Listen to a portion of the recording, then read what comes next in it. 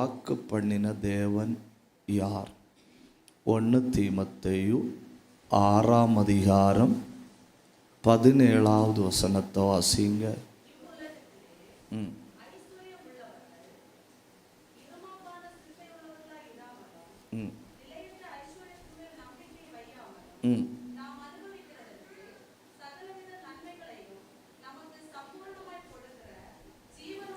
ஒன்று, வாக்கு பண்ணின தேவன் யார் தெரியுமா? ஜீவனுள்ள தேவன். இதுக்கு ஒரு பெரிய அல்லேலியா சொல்லுவேன்னு நினைச்சேனா. வாக்கு பண்ணின தேவன் யார்? ஜீவனுள்ள தேவன். ஜீவனுள்ள தேவன் ஆனதுனால ஜெபிக்கிறவன் செத்து போனாலும் வாக்கு தத்தம் நடந்து கொண்டே இருக்கும். 2, வாக்கு பண்ணின தேவன் யார்? அந்த 18வது வசனத்தை ஒரு தடவை வாசிங்க.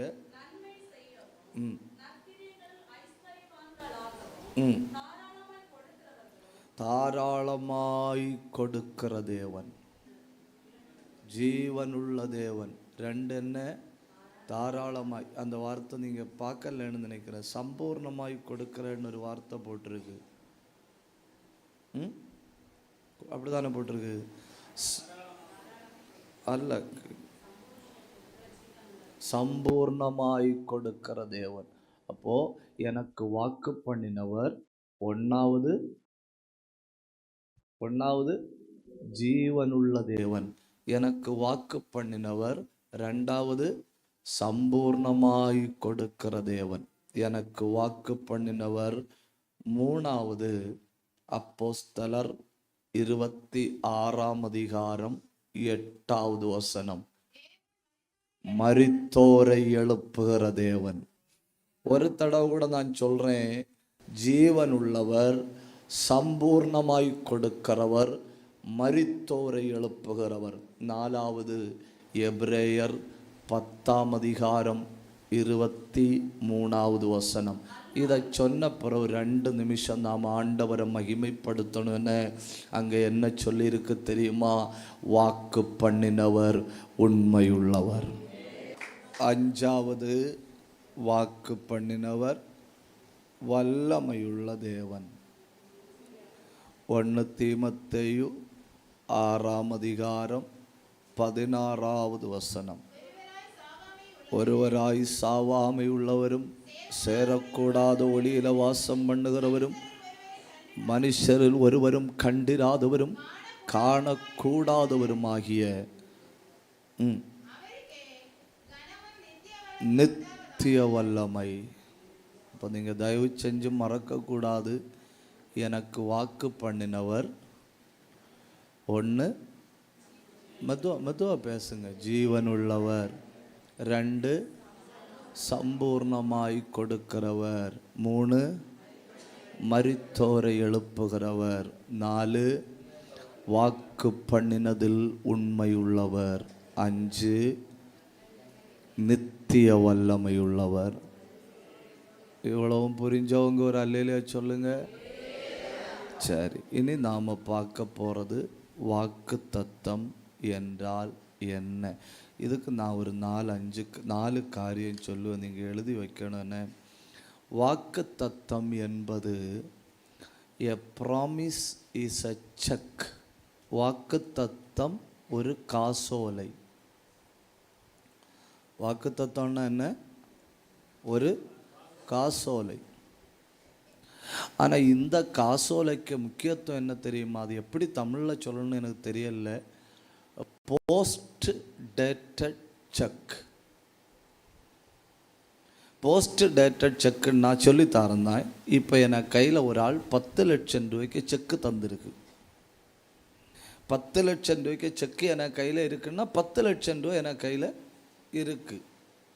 ஆனால் அதில் போட்டிருக்க டேட்டு 5/6/2025. 10 லட்சம் ரூபாய் எனக்கு கையில் இருக்கு. ஆனால் என்னைக்கு தான் எடுக்க முடியும்? ஜூன் மாதம் 5ஆம் தேதி தான் எடுக்க முடியும். ஆனால் அதுவரை பைசா எனக்கு தான். 5ஆம் தேதி வரை பொறுத்திருக்க முடியாதுன்னு சொல்லி செக்கை கிழிச்சு போட்டா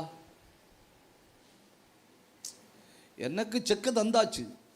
ஆனால் ஒரே ஒன்று, என்ன டேட்டு போட்டிருக்கு. என்ன போட்டிருக்கு? டேட்டு போட்டிருக்கு. என்ன டேட்டு போட்டிருக்கு? ஜூன் மாதம் 5ஆம் தேதி.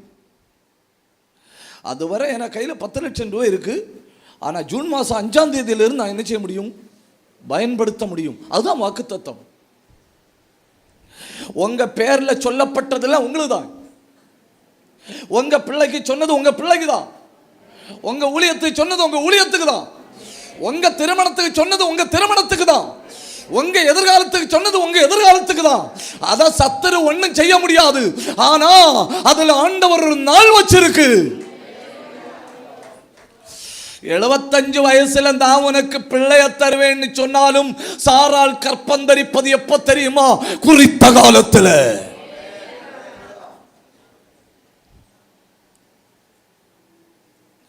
போஸ்ட் டேட் போட்ட செக்கும் கையில வச்சுட்டு பிச்சைக்காரனை போல நடந்தா என்ன சொல்லகு? என்ன சொல்லகு இல்லையா? சந்தோஷத்தோட துதிக்கணும். சந்தோஷத்தோட துதிக்கணும். என்ன நம்பி தந்திருக்கார் இல்லையா? என்ன நம்பி தந்திருக்கார் இல்லையா? ஜூன் மாசத்துல நீ எடுத்துக்க மகனே, அதுவரை நீ உண்மை உள்ளவனா இருப்பியான்னு. உடனே உள்ள டேட்டு போட்டு கொடுக்காதே. உடனே உள்ள டேட்டு போட்டு கொடுத்தா பின்ன வலை போட்டு தேடின அவரை கிடைக்காது. வலை போட்டு தேடின அவரை போஸ்ட் டேட்டு போட்டு கொடுத்தது அதுவரை உள்ள ஆத்மீகத்தை நான் பார்க்கட்டு, அதுவரை உள்ள ஜபத்தை நான் பார்க்கட்டு, அதுவரை உள்ள உத்தமத்தை நான் பார்க்கட்டு. அந்த உத்தமத்துக்கு தக்கபடி தொடர்ந்து நீ பயன்படுத்தி கொள்ளலாம்.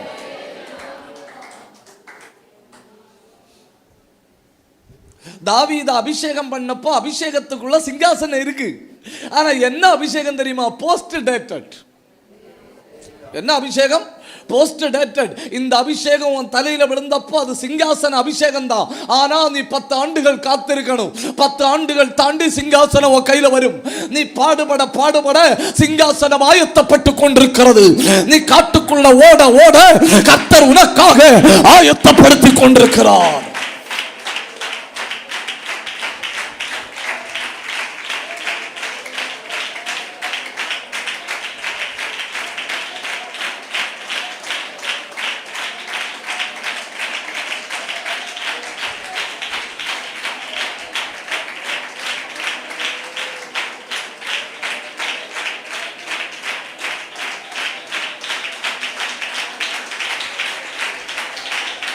கவனிங்க கவனிங்க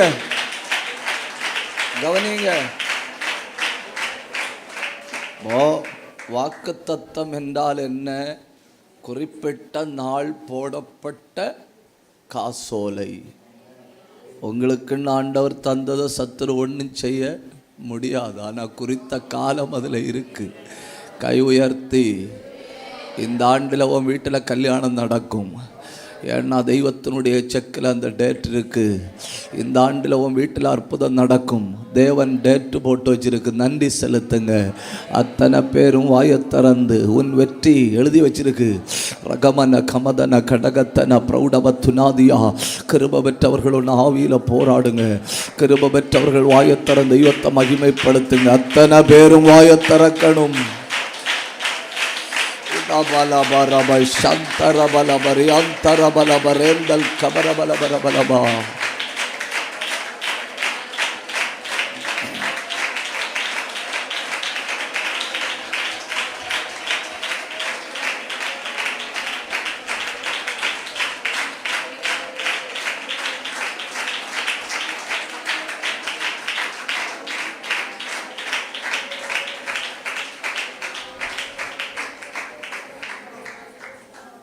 ரெண்டு வாக்குத்தத்தம். இதெல்லாம் இங்கிலீஷ் வார்த்தை ஆகும். நீங்கள் தயவு செஞ்சு கொஞ்சம் புரிஞ்சுக்கிடணும்.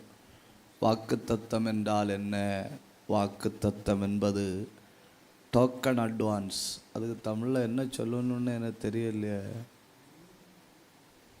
முன்பணமா? முன்பணம், உத்தரவாத பணம். எனக்கு சரியா தமிழில் தெரியல. சரி, டோக்கன் அட்வான்ஸ். ஒன்றை நம்பி 2 லட்சம் ரூபாய் இப்போ தாரேன். டிசம்பர் மாதத்துக்குள்ளே 1 கோடி தருவேன்னு சொன்னால் அந்த 1 கோடிக்கு இந்த 2 லட்சம் உத்தரவாதம். Praise the Lord. நமக்கு எப்படி டோக்கன் அட்வான்ஸ் போட்டார் தெரியுமா? நமக்கு டோக்கன் அட்வான்ஸ் போட்டது பரிசுத்த ஆவியை தந்து. பரிசுத்த ஆவியை வச்சு போட்ட டோக்கன், நான் உனக்கு பரலோகத்தை தருவேன் என்பது நிச்சயம் அல்லவா? ஹல்லேலூயா, ஹல்லேலூயா. தெய்வத்தினுடைய மடியில் வளர்ந்த செல்ல பிள்ளைய நமக்காக தர முடியுமானா? தம்முடைய ஆவியை நமக்காக தர முடியுமானா?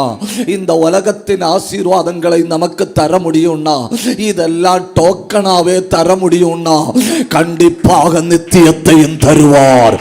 ஹல்லேலூயா. சத்துரு உன்னிடத்திலிருந்து எடுக்க முடியாது. ஒரு நிமிஷம் கை தட்டி அடகடகடகல் கதனகடகத்தனாதராதியா அந்தூரபலபரபலப சந்தரபலபா. ஒரு சின்ன டோக்கன் போட்டு ஆரம்பிச்சு வச்ச ஆண்டவர் வழியில விட்டு தள்ளுவது இல்லை. ஆரம்பிச்சு வச்ச ஆண்டவர் இடையில விடுவது இல்லை. அடிஸ்தான கல்லு போட்ட ஆண்டவர் இடையில தள்ளுவது இல்லை. நற்கிரியை தொடங்கின தெய்வம் அதை முடிக்கும் வரை செய்து கொண்டே இருப்பான்.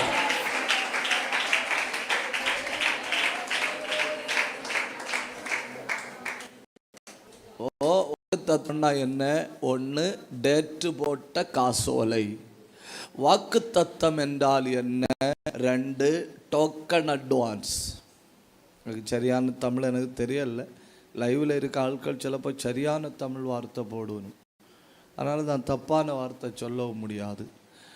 வாக்கு தத்தம் என்பதற்கு 3வது வாக்கு தத்தம் என்றால் என்ன? இதுவும் எனக்கு தெரியாது.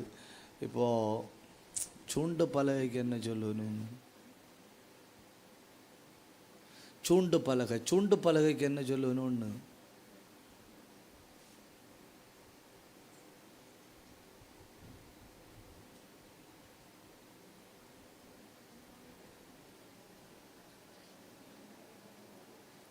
இந்த மார்த்தாண்ட 8 கிலோமீட்டர் நடி வச்சிருக்கோம் இல்லையா, அதுக்கு என்ன சொல்லணும்?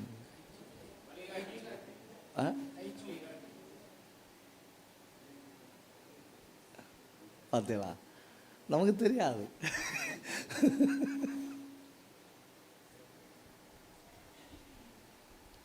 மார்த்தாண்ட 8 கிலோமீட்டர் இருக்கு. முதல் கால் வச்சுட்டு நிற்கிறோம். மார்த்தாண்டம் எங்கே இருக்குது? 8 கிலோமீட்டரில் இருக்குது. அது போக வேண்டிய மேப்பும் இருக்குது. என்ன வழியே போ, அங்கே உனக்கு ஆசீர்வாதம் இருக்குன்னு நம்மளை கைடு பண்ணி விடும் இல்லையா? ஆசீர்வாதத்தின் வழிகாட்டி, அதுதான் வாக்கு தத்தம். வாக்கு தத்தத்தில் காலு வச்சு நடப்பவன் வழி தவறி நடப்பதில்லை. வாக்கு தத்தத்தில் காலு வச்சு நடப்பவன் இருட்டில் தடவி திரிவதில்லை. வாக்கு தத்தத்தில் காலு வச்சு நடப்பவன் தள்ளாடுவதில்லை. ஏன்னா அவனுக்கு தெரியும் ஆரம்பிச்சது, அவனுக்கு தெரியும் எங்க போய் முடியும், அவனுக்கு தெரியும் எங்க நிக்கிறேன், அவனுக்கு தெரியும் எதை பார்த்து போகிறேன். எனக்கு வழியில தடுமாற்றங்கள் இல்லை. கண்ண மூடி பெற்றலோ.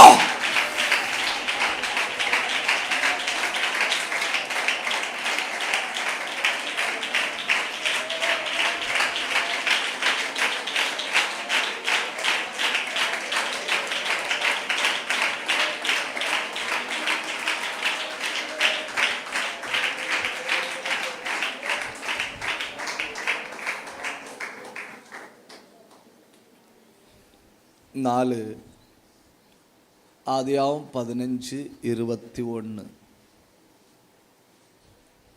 வெளிப்படுத்தப்பட்ட தேவ திட்டம்தான் வாக்குத்தத்தம். வாக்குத்தத்தம் என்ன?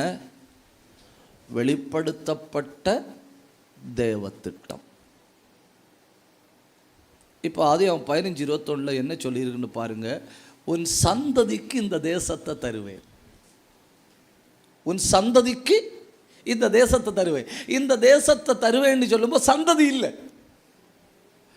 ஆனா தேசத்தை தருவேன்னு சொல்லியிருக்கு. அப்படியான எதையும் தருவாரு? பெரிய கஷ்டம் ஆகி போச்சு. அப்படின்னா எதையும் தருவாரு? சந்ததியும் தருவாரு. ஏன்னா எனக்கு தேசத்தை பற்றிய வாக்குத்தத்தம் தந்தது என் சந்ததிக்கு. இப்ப எனக்கு சந்ததி இல்லை, அப்போ தேசம் தரும்போ சந்ததியும் தருவார். கர்த்தர் எதை செய்ய போகிறாரோ அதை முன்னமே நமக்கு வெளிப்படுத்தினால், சொப்பனத்திலேயோ தரிசனத்திலேயோ பைபிளை வாசிக்கும்போதோ யாரோ ஒரு ஆள் தலையில கை வச்சோ எப்படியாவது நமக்கு செய்ய போகிறத முன்னமே சொல்லி தந்தா அதுதான் வாக்குத்தத்தம். நான் உனக்கு ஒரு தேசத்தை தருவேன். யாருக்கு தருவேன் தெரியுமா? உன் சந்ததிக்கு தருவேன். அப்படின்னா அதுக்குள்ள உனக்கு சந்ததி இருக்கு. அதுக்கு முன்ன கற்பம் திறக்கப்படும். அதுக்குள்ள ஒரு அற்புதம் இருக்கு. உடகன கடகதன கமல் கனாதனா அந்தல் பிரௌடப துரபலபரபலபா. இயேசுவின் நாமத்தில் ஒரு நிமிஷம் அத்தனை பேரும் ஆவியில நிரம்பணும். உனக்கு ஒரு சந்ததியை தருவார். அந்த சந்ததிக்கு தேசத்தை தருவார்.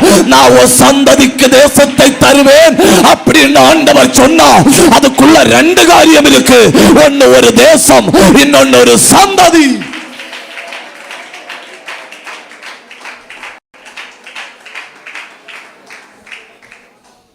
வாக்குத்தத்தம் என்றால் என்ன? கவனிங்க. ஒன்று டேட்டு போட்ட காசோலை. வாக்குத்தத்தம் என்றால் என்ன? 2 டோக்கன் அட்வான்ஸ். வாக்குத்தத்தம் என்றால் என்ன? 3 சூண்டு பலகை. வாக்குத்தத்தம் என்றால் என்ன? 4 வெளிப்படுத்தப்பட்ட தேவ திட்டம். வாக்குத்தத்தம் என்றால் என்ன? 5 1 கொரிந்தியர் 2:9 தேவன் எனக்கு ஆயத்தம் பண்ணினவைகள். வாக்குத்தத்தம்னா என்ன? தேவன் எனக்கு ஆயத்தம் பண்ணினவைகள். இந்த தேசத்தில் இருந்து உங்களை ரட்சித்தார் இல்லையா? இந்த தேசத்தில் இருந்து உங்களை தெரிந்து கொண்டார் இல்லையா?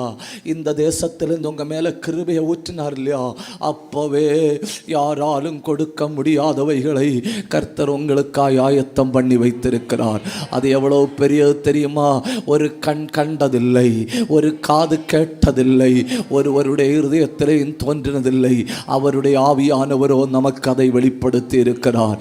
ஒரு நிமிஷம் வலது கையை உயர்த்தணும். ஒரு நிமிஷம் வலது கையை உயர்த்தணும். ஹல்லேலூயா. உத்தமத்தோட இந்த தேசத்தில் தெய்வத்தை பின்பற்றுகிற தேவ பிள்ளையே, வெளிப்பார்வைக்கு உனக்கு ஒன்றும் இல்லைன்னாலும், உலக மனுஷன் பார்க்கும்போது உனக்கு ஒன்றும் இல்லைன்னாலும், பரலோகத்தின் தேவன் உனக்காக கண்ணு காணாத்தது, காது கேட்காத்தது, ஒருவருடைய உள்ளத்திலையும் தோன்றாததை ஆயத்தப்படுத்தி இருக்கிறார். ஆயத்தப்படுத்தி இருக்கிறார். அதுதான் வாக்குத்தத்தம். ஆயத்தப்படுத்தி இருக்கிறார். நீ இனி போய் சுதந்தரித்துக்கொள். அதுதான் வாக்குத்தத்தம். ஹல்லேலூயா.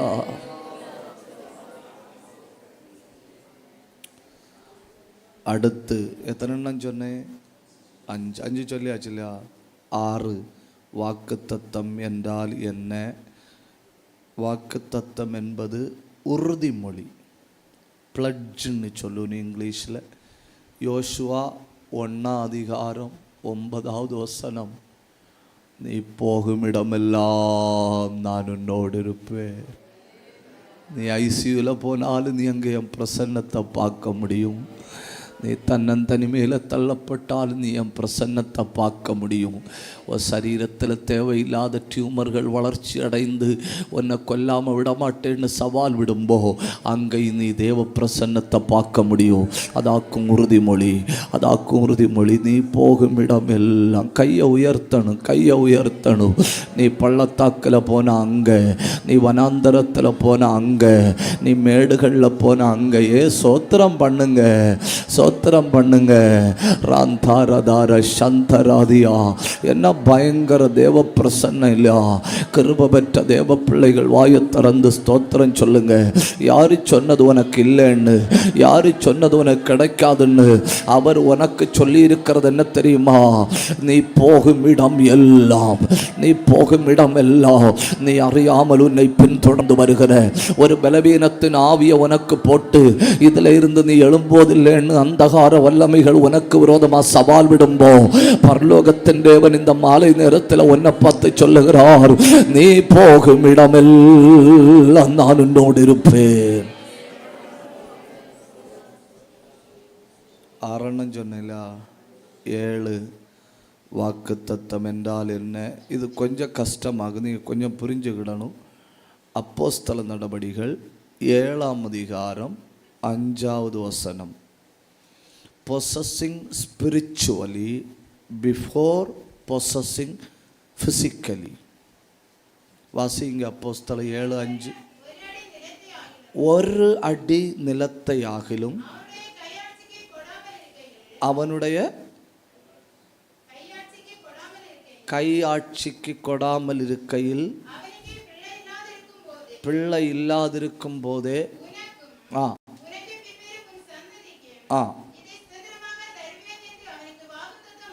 பார்த்தீங்களா, சரீரத்தில் எனக்கு ஒரு பிள்ளை இல்லை, ஒரு அடி நிலம் கூட இல்லை. சரீர பிரகாரமாக எனக்கு குழந்தை இல்லை, ஒரு அடி நிலம் கூட இல்லை. ஆனால் ஆவிக்குரிய பார்வையில் எனக்கு சந்ததி இருக்கு, இந்த தேசம் எல்லாம் இருக்கு. அதாக்கும் வாக்கு தத்தம். சரீரத்தில் பார்ப்பதற்கு முன் ஆவியில் பார்க்கணும். தப்புதான், அவங்கள்ட்ட சொன்ன தப்புதான்.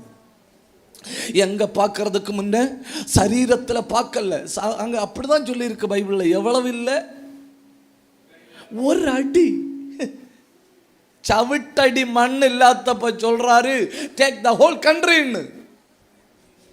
ஒரு அடி நிலம் இல்லாதப்ப சொல்றாரு எல்லாம் எடுத்துக்க. ஒரு பிள்ளை இல்லாதப்ப சொல்றாரு உன்னை ராஜ்யமாக்குவேன்னு. இப்ப இவனுக்கு சரீரத்தில் பிள்ளை இல்லை, ஒரு அடி நிலவும் இல்லை. ஆனா இவன் ஆவியில இதை பிடிச்சிருக்கான். ஆவியில் இதை பிடிச்சிருக்கிறான். யாராவது கேட்டா சொல்லுவான், தேசம் என்னுடையது, என்னிடத்தில் இருந்து ராஜாக்கள் எழும்புவார்கள். சரீரத்தில் பெறுவதற்கு முன்ன முதல்ல ஆவியில் அப்படி.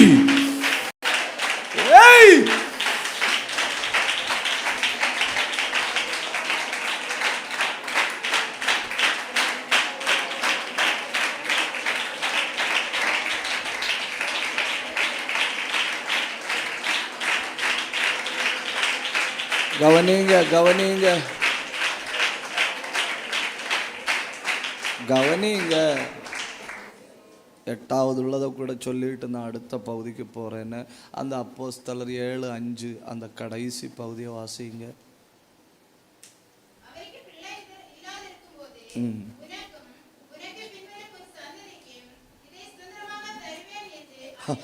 வாக்கு தத்தம்னா என்ன தெரியுமா?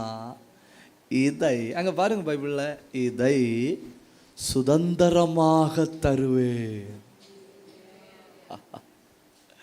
நீங்க எதை கேட்டுக்கொண்டிருக்கிறீங்களோ அதை சுதந்திரமாக தருவார். எந்த தேசத்தில் கூனி குருவி தலை குனிச்சு வெட்கப்பட்டு ஆட்களுக்கு முகத்தை பார்க்க முடியாம கேவலமாய் நடந்தாயோ, அதே தேசத்தில் உன்னை சுதந்திரிக்க பண்ணுவார். அதுதான் வாக்கு தத்தம்.